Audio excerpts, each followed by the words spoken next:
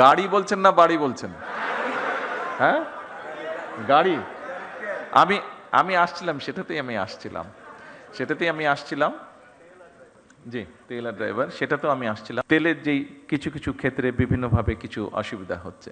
আমাদের যেরকম ভর্তুকির পরিমাণ বাড়াতে হয়েছে জ্বালানিতে, একইভাবে ইন্টারন্যাশনাল মার্কেট থেকে $2 বিলিয়নেরও বেশি ডলার দিয়ে আমাদেরকে ইমিডিয়েট তেল ক্রয় করতে হয়েছে। তার ফলে সরকারের বা জনগণের অনেকগুলো অর্থ খরচ হয়ে গিয়েছে। একটু সময় লাগবে, পুরো জিনিসটা ম্যানেজ করার জন্য একটু সময় লাগবে। আপনারা একটু ধৈর্য ধরেন, ইনশাল্লাহ বাকিগুলো ধীরে ধীরে আমরা করব। তবে নিরাপত্তার বিষয়টি আমরা ইনশাল্লাহ ইমিডিয়েটলি দেখব। আপনাদের কাজ করতে গিয়ে যে সমস্যাগুলো আছে আপনারা এখানে উল্লেখ করেছেন, সেই সমস্যাগুলো একবারে আমাদের পক্ষে সমাধান করা সম্ভব নয়, এটি আপনারাও বুঝতে পারেন। তবে প্রথম যেই সমস্যাটির আপনারা কথা বলেছেন, নিরাপত্তা আপনাদের একটি বিষয়, সে যেটাতে প্রথমেই আপনারা হাততালি দিয়েছেন, আমি জিজ্ঞেস করলাম যে ওটাতে আপনারা হাততালি দেন, খুব সম্ভব 3 নম্বর পয়েন্ট ছিল বোধহয় ওটা। এই 3 নম্বর পয়েন্টটি এখানে স্বরাষ্ট্রমন্ত্রী সাহেব আছেন, ওনার সাথে আমি আজ না হয় কালকেই স্বাস্থ্যমন্ত্রীকে নিয়ে, প্রতিমন্ত্রীকে নিয়ে এবং সেক্রেটারি সাহেবকে নিয়ে ইমিডিয়েটলি আমি স্বরাষ্ট্রমন্ত্রী সাহেবের সাথে বিষয়টি আলাপ করব। কারণ স্বভাবতই আমি যদি আমার নিরাপত্তা নিয়ে চিন্তিত থাকি, অন্য কোনো কাজে আমি কনসেন্ট্রেট করতে পারবো না। সেই জন্য আমরা সরকারের পক্ষ থেকে চেষ্টা করব এই বিষয়টি কিভাবে ইমিডিয়েটলি অ্যাড্রেস করা যায়। বাকি সমস্যাগুলো ইনশাল্লাহ পর্যায়ক্রমিকভাবে, একটি দুঃখজনক দুর্ঘটনা ঘটেছে সেটি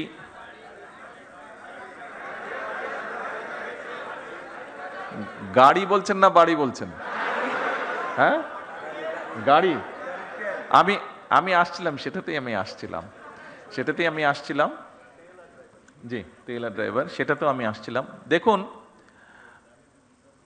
ওই যে অনেক সময় কিছু সায়েন্স ফিকশন মুভি আমরা দেখি যে back to the future, back to the back to the মানে হ্যাঁ, পাস্ট হবে। হ্যাঁ, আমরা যদি পাস্টে যেতে পারতাম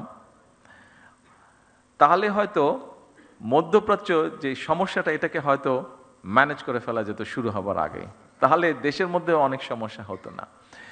তেলের যেই কিছু কিছু ক্ষেত্রে বিভিন্নভাবে কিছু অসুবিধা হচ্ছে, যেটি আপনারা বলেছেন, অবশ্যই ইট ইজ নিডেড। একটু সময় দিন আমাদেরকে, আমরা যেহেতু পিছন তো যেতে পারবো না, পিছনে যেই সমস্যাটা তৈরি হয়েছে এটার জন্য আরও সমস্যা তৈরি হয়েছে, আমাদেরকে অতিরিক্ত অনেক বেশি দাম দিয়ে দেশের মানুষ যাতে স্বাভাবিকভাবে সব কিছু রাখতে পারে, আমাদের যেরকম ভর্তুকির পরিমাণ বাড়াতে হয়েছে জ্বালানিতে, একইভাবে ইন্টারন্যাশনাল মার্কেট থেকে $2 বিলিয়নেরও বেশি ডলার দিয়ে আমাদেরকে ইমিডিয়েট তেল ক্রয় করতে হয়েছে। তার ফলে সরকারের বা জনগণের অনেকগুলো অর্থ খরচ হয়ে গিয়েছে। আমরা চেষ্টা করব যত দ্রুত সম্ভব, ড্রাইভারই হোক অথবা গাড়ির তেলের ব্যবস্থাটি হোক, আমরা করার চেষ্টা করব। একটু সময় দিতে হবে আমাদেরকে, একটু সময় লাগবে, পুরো জিনিসটা ম্যানেজ করার জন্য একটু সময় লাগবে। আপনারা একটু ধৈর্য ধরেন, ইনশাল্লাহ বাকিগুলো ধীরে ধীরে আমরা করব। তবে নিরাপত্তার বিষয়টি আমরা ইনশাল্লাহ ইমিডিয়েটলি দেখব। সকল চিকিৎসকবৃন্দ, বক্তব্য শেষ করার আগে দিয়ে আবারও আমি আপনাদের কাছে সহযোগিতা চেয়ে যাচ্ছি। সরকারকে দয়া করে, সরকারকে বাদ দেন, আপনি মানুষকে সহায়তা করুন, মানুষকে সহযোগিতা করুন, মানুষকে হেল্প করুন। কারণ সে আপনারই কেউ না কেউ, সে আপনারই একজন, সে আপনার এই সমাজের একজন সদস্য, সে আপনার এই দেশের একজন নাগরিক।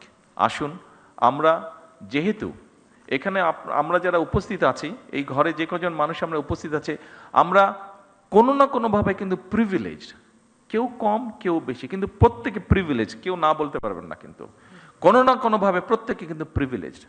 বাংলাদেশের অধিকাংশ মানুষ, অধিকাংশ নাগরিক কিন্তু নট প্রিভিলেজড।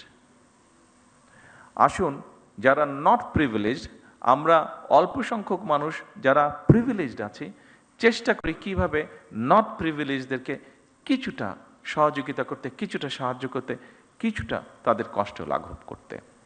আমি বিশ্বাস করি যে কথাগুলো, যে অনুরোধগুলো আপনাদের সামনে আমি করেছি, আমরা সকলে মিলে চেষ্টা করলে নিশ্চয়ই অবস্থার পরিবর্তন করতে সক্ষম হব।